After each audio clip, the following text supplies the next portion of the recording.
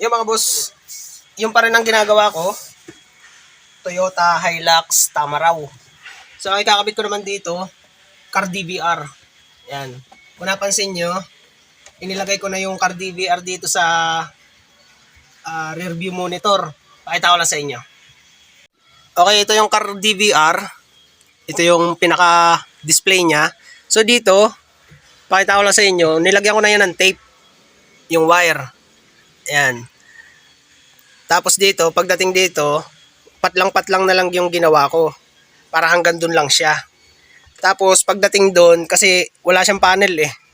So ang gagawin ko na lang dyan, isisingit ko na lang doon sa may itim na yon na rubber, papunta dito sa baba. Tapos yung linya natin ng wire, papunta sa likod, para dito sa camera natin sa likod, maglilinya tayo niya sa ilalim. So dito, yung charger niya, dito ko lang yung ilalagay sa cigarette lighter socket. Suksok lang yan, ganyan. Okay, so ganyan ang gawin nyo muna. Tipan nyo muna hanggang doon para pagka isinangat natin dito sa kesame, tignan nyo ha. Oh. Angatin nyo lang naman yung kesame. Yan, ganyan. Okay. Pagka naangat nyo na yan, sangat nyo lang doon sa ilalim. Hindi kayo mahirapan dyan. Ayan o. Basta't mag-allowance lang kayo dito para kahit galawin natin, may play pa rin yung wire natin dyan. Ayan o. Okay? So, idadaling ko na yan papunta doon. Sangat-sangat lang. Kamay lang gagamitin nyo. Ayan. Papunta doon. Tapos papakita ko sa inyo kung paano gagawin ko doon sa wire. Pababa dito sa gilid dito. Papunta dito sa cigarette lighter socket. Okay? So, igagapan ko na muna doon. Pakita ko na lang sa inyo mamaya doon sa rubber.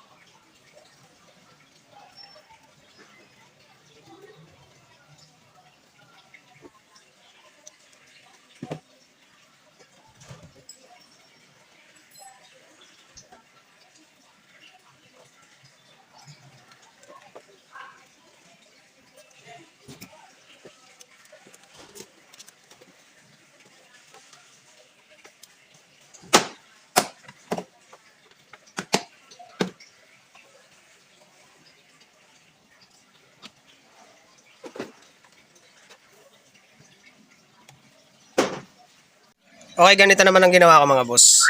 Cable tie lang yan. Tapos gawin nyo, i-cable tie nyo muna siya. Ayan, makita nyo. Cable tie nyo muna yung wire, tapos isangat nyo dito sa mismong rubber. Ayan, parang ganyan, no. Ayan, naka-cable tie siya, tapos isangat nyo ganyan. Ayan. Tapos yun, ganun lang. Tapos yan, ika-cutter blade na lang natin yan. Or ika-cutter wire, hilahin natin ganun. Tapos ika-cutter wire natin. Puputulin natin yan sa madalit sabi. Tapos yan, angatin nyo lang ito para maibaon natin yung ibang wiring. Ayan, ganyan lang. Kailangan mayayos natin ang pagkakalagay para naman hindi siya nakalutang. Ayan. Basta ganyan, ilulusot ko na lang yan hanggang dun. Tapos dito nga pala mga boss, meron yan dito rubber. Ayan. Diyan ko na palulusutin yung camera, yung wire ng camera papunta sa likod. Ayan. Butas yan. Ayan. Kaya dito ako nagpadaan ng wire. Unang-una, nandito yung cigarette lighter socket. Pangalawa, nandito yung wire, yung butas para makapagpadaan tayo ng wire papunta doon sa likod. Kaya dito ako nagpalinya ng wire. Kung tutusin, lagi ako nagpapalinya ng wire ay papunta doon sa kaliwa. So ngayon dito ako sa kanan nagpalinya ng wire. Okay? So yun, ililinya ko na muna ito. Nakita nyo naman. Papakita ko na lang sa inyo mamaya kung madali lang naman dito sa ilalim eh. Madali lang ilinya dito yung sa ilalim yung para sa cigarette lighter. Pwede ring ilagay natin dito sa ilalim ng matting para malinis. Pagbaba dito ng wire, nung para sa camera, split na lang natin yung para sa charger para tumaas dun. Okay, gano'n na lang. Pakita ko na lang sa inyo mamaya. Basta ganyan, kalasin nyo muna to. May dito, may clip. Yan, dinukot ko yan dyan. Tapos yun, yung yung panel niya, hindi hinihila lang pagayon. Okay, so ayun. Tapos ito, madali lang naman tanggalin yan. Okay, ililinya ko na muna to. Yung mga wiring. Okay, ganito na ginawa ko mga boss. Dito kasi, meron siyang charger adapter, parang splitter. Ayan. Pero ang ginawa ko ganito. Yung pinakapundo ng charger, dito na ako nag-umpisa. Tapos dito ko inilinya yan, sa wire na ito. Tapos dito, tape lang muna ginamit ko kasi may iaabay pa akong wiring dito. Kasi dito, magkakabit pa ako ng speaker at central lock system. Car alarm and central lock. Yan, lalagyan ko lahat yan, pati yung pinakalikod na pinto. Pero dito, pakita ko muna sa inyo yung in-install ko na car DVR. Okay, dun muna tayo. Yung busina, na-install ko na yun, okay na yun eh. So dito, pakita ko sa inyo, tape. Yan. Tapos dito, kung napansin nyo, marami akong allowance dito. Yan. Yung natirang wire, dito ko na itatambak yan. Siyempre, ayusin ko pa rin yan. Pansamantala lang, ganyan muna. Kasi nga, sabi ko nga sa inyo, may ililinya pa akong wire dito. So, ganyan. Kaya ako dyan tinambak yung wire. In case na ilipat ito, or kung ano man ang gawin, marami pa tayong allowance. Hindi kamukha mo na ipipix natin dito, at dito tayo magtatambak ng wire. Pag nagtambak tayo ng wire dito, at ginalaw natin yung socket na yun, so magtatanggal na naman tayo ng mga cable tie dito or tape. Tapos saka natin hihilahin ulit papunta dito. So dapat dito na tayo magtambak ng wire.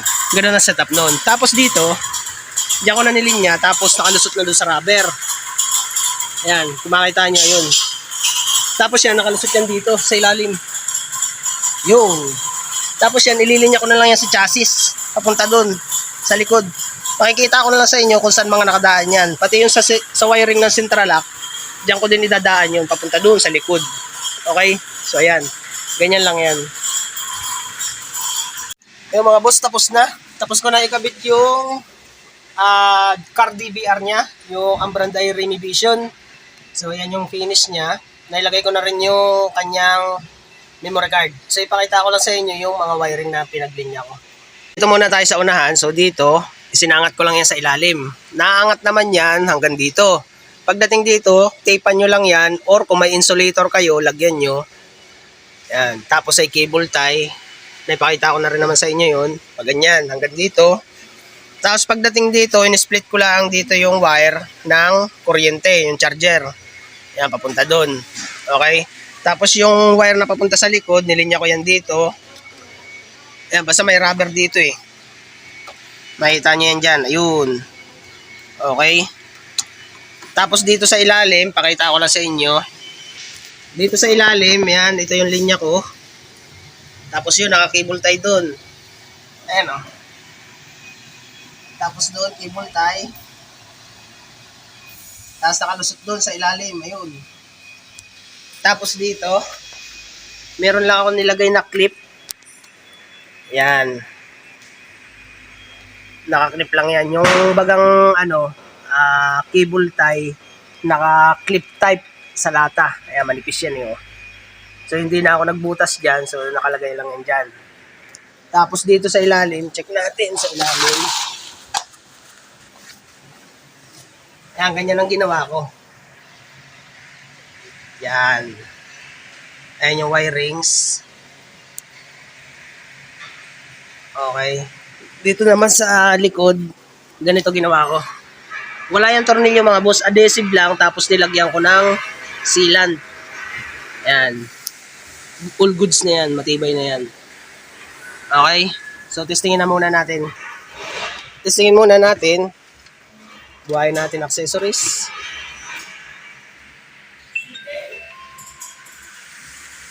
Ayan. Okay, so may memory card na yan. Tapos check natin yung reverse. Ayan mga boss. Yan yung reverse. Okay. Pag tinanggal natin yung reverse, ayan, ganyan lang pagaling niya. Pero dito mga boss, turo ko lang sa inyo. Nagkamali kasi ako dun sa paglinya eh. Pakita ko lang sa inyo sa likod.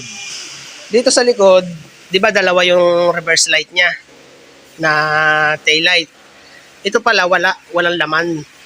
So ang nangyari dito ako nagpalinya sa kanan, yung pala naandito yung reverse light niya. Ayan o. Ito yung reverse light niya, bulb type. Okay, so naglinya pa ako ng wire niyan papunta doon sa kanan na dapat ay kung sa kaliwa kayo naglinya, diretso na dapat diyan. Okay? Tapos bukod doon ay dito, napansin nyo, naglagay pa ako ng clip dito. Dapat ay dito na tayo maglinya. Ang nangyari, dito ako naglinya sa kanan. Pero all goods pa rin naman ito. Hindi yan lalaglag basta-basta. Mapera lang na sungkitin. Okay? So dito, ganun din naman. Sa kabila, meron din ganito. Ang hinabol ko lang kasi dyan, yung haba ng wire ng charger. Paikot dito. Okay, dun tayo sa kabila. Okay, dito sa kabila, kung halimbawa, dito tayo naglinya sa kabila, sa kaliwa. Yan, papunta dito. Kung aabot yung charger. Depende kasi sa haba ng charger eh. Okay? So dito, meron ding rubber siya. Yan yung rubber. Pwede rin tayo magpalusot dyan. Kung maglilinya kayo, pwede sa kanan, pwede sa kaliwa. Pero mas prefer ko kung halimbawa, dito na sa kaliwa. Tapos yan, pwede nyo ilinya dun sa, may wiring kasi dito eh. Katulad dito sa ilalim. Ayan o. Okay. So sa susunod, pwede ko na ditong ilagay. Doon sa kanan, all goods din naman yun. Hindi siya basta malalaglag doon. Pero kung dito sa kaliwa, medyo mahirap lang dito sa may sa may tangke ng fuel tank. May fuel tank kasi dito eh. Ayan, ito yung fuel tank niya.